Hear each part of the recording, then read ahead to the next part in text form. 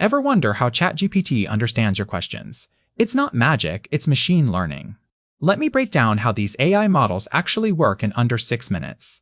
Large language models, or LLMs, are AI systems trained on massive amounts of text data from the internet.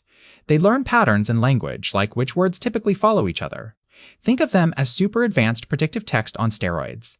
They can write, answer questions, and have conversations because they've learned how humans communicate. During training, LLMs process billions of words and learn statistical relationships between them.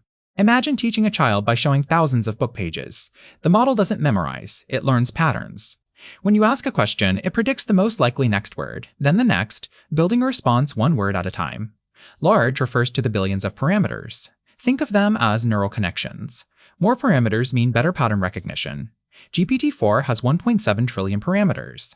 These massive models capture nuanced language understanding, enabling them to handle complex tasks like coding, translation, and creative writing with impressive accuracy. LLMs power chatbots, writing assistants, and search engines today. They're transforming education, business, and coding.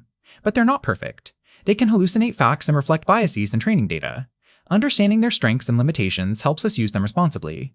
Like this video and subscribe for more AI concepts explained clearly, and comment, what question do you have about AI?